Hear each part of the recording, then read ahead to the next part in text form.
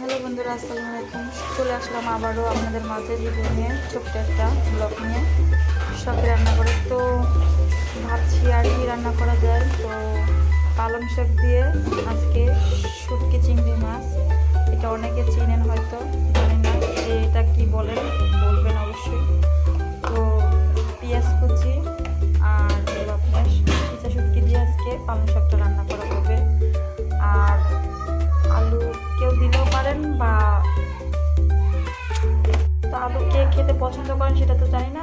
আমি আলুটা খেতে অনেক ভালোবাসি, তো আমি দুটো আলু কেটে নিয়েছি। আর হলো এখন হলো তেল, কড়াইটা গরম দিচ্ছি।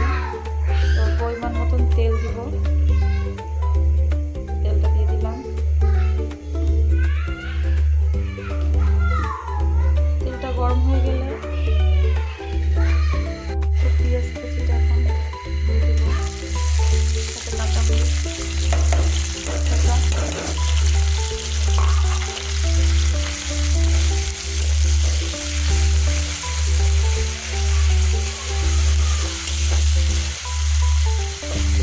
এবার ইচ্ছা শুটকিগুলো দিয়ে দিব।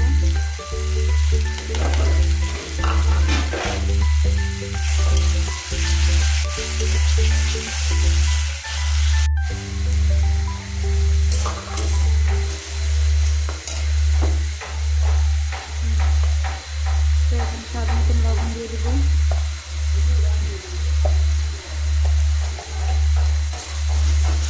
তো এখন এটা লাড়াচাড়া করতে থাকবো। এটা যখন একটু লাল লাল টাইপের হয়ে যাবে, তো তখন আমি এটা একটু পেঁয়াজ পেস্ট বাটা, আদা বাটা, জিরে বাটা এগুলো দিব। ইচা মাছটা আপনার একটু ভেজে নিলে হয় কি গন্ধটা থাকে না। তো এই যে ইচা শুটকিটা ঠিক এরকম কালার হবে। তারপরে একটু পানি দিব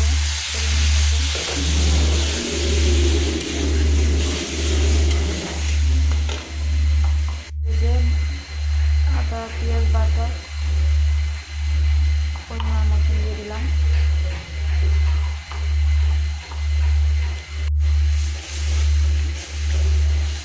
এটা ভালো করে লাড়াচাড়া করতে হবে। এদিক ওদিক যে মশলাটা থাকে যেন সেটা ধুয়ে বেশি সুন্দর করে লাগবে। দিয়ে দিলাম হলুদ,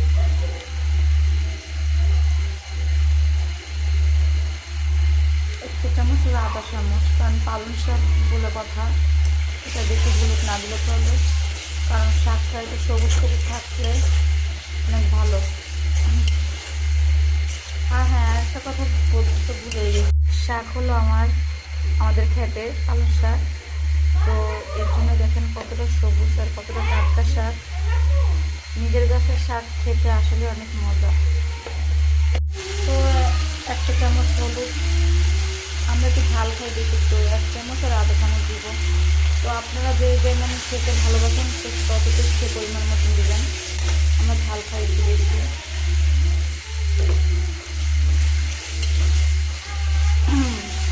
শুটকি মাছের যে একটা ঘেরান সেটা নাকে আসছে, তো এতটাই ভালো লাগছে, মনে হচ্ছিলো যে এখনই আমি রান্না করতে করতে এটা খেয়েছি। তো এই যে মশলা আমরা অনেকক্ষণ ধরে কষাইছি, কষানোর পরে যে দেখবেন যদি তেলটা উপরে উঠে যায়, তো মনে করবেন যে আপনার কষানো কমপ্লিট। কারণ যতটা কষাবেন খাবারটা খেতে কিন্তু ততটাই টেস্ট হবে। তো এখন আমি আলুটা দিয়ে দিলাম, আলুটা দিয়ে দিচ্ছি। এই যে আমি আলুটা এখন কষাচ্ছি।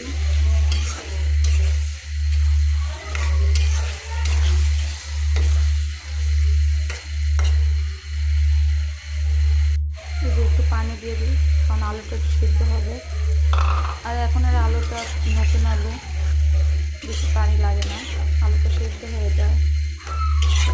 তো আমি এটা খুব বেশি ঝোল করে রাখবো না, কারণ যেহেতু শুটকি মাছ দিয়ে মাখা মাখা রান্নাটা করবো। তো এটা এখন আমরা একটা ঢাকনা দিয়ে ঢেকে দিলাম, এটা আস্তে আস্তে সিদ্ধ হোক। তো এদিকে আর একটা রান্না করেছিলাম, সেটা হলো আপনার পেঁপে দিয়ে মুরগির ঠ্যাং পাখনা। কে কে খেতে পছন্দ করেন অবশ্যই কমেন্টে জানাবেন। পেঁপে কিন্তু অনেক মজার একটা খাবার, আর এটা অনেক ভালো। মুরগির ঠ্যাং পাখনা দিয়ে কে কে খেয়েছেন অবশ্যই বলবেন। তো এটা এখনও হয়নি, সিদ্ধ হবে। এটা একদম ঝোলটা টানিয়ে ফেলবো।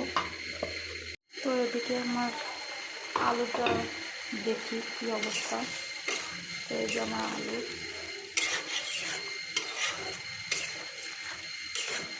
আলুটা যখন সেদ্ধ হয়ে যাবে তখন আমরা শাকটা ঢেলে দিব। আর চলুন দেখে আসি, আলুটা প্রায় গলে গেছে। এই যে দেখতে পাচ্ছেন কতটা সুন্দর কালারফুল হয়েছে। তো এখন আমি শাকগুলো দিয়ে দিব।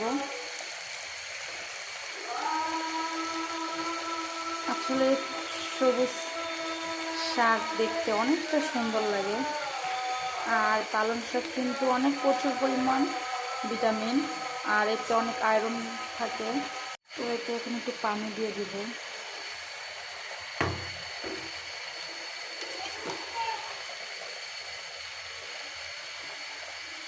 এটা একটু পরে লাড়াচাড়া করি।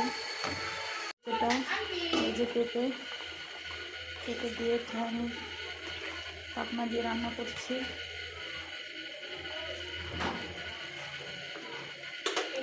এটা এখন হবে।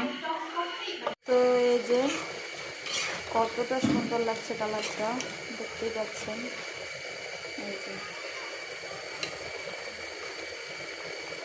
এই যে আলুটা গলে গেছে। তো এটা বেশি ঢাকবো না, কারণ ঢাকলে শাকের সবুজ কালারটা না আপনার থাকে না। এর জন্য কখনো শাকটা বেশি ঢেকে দেবেন না। আর ভাববেন সবসময় একই রকমের গ্যাসের চুলোটা বাড়িয়ে রাখবেন।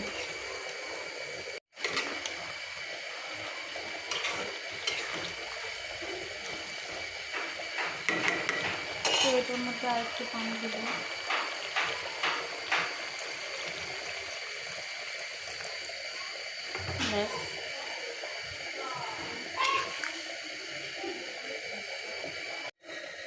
তো এই যে আমার শাক অলরেডি প্রায় হয়ে যাওয়ার পালা। এখন আমি একটু ধনিয়া পাতা কুচিটা দিয়ে দিব, তাহলে ঘ্রাণটা অনেক সুন্দর লাগবে।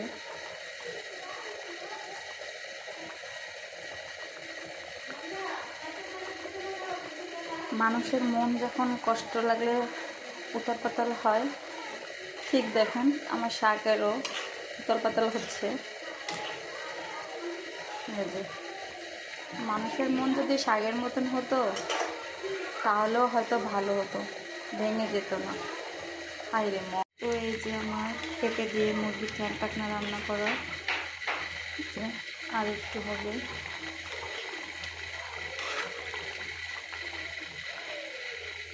এটা হলো আমাদের ফাইনাল লুক। হয়েছে পেঁপে রান্না হয়ে গেছে। এই যে তো এই যে আমাদের পালং শাকের তরকারি ফাইনাল লুক, তরকারিটা হয়ে গেছে। তো এখন নামিয়ে ফেলবো, কারণ একটু ঝোল লাগবে।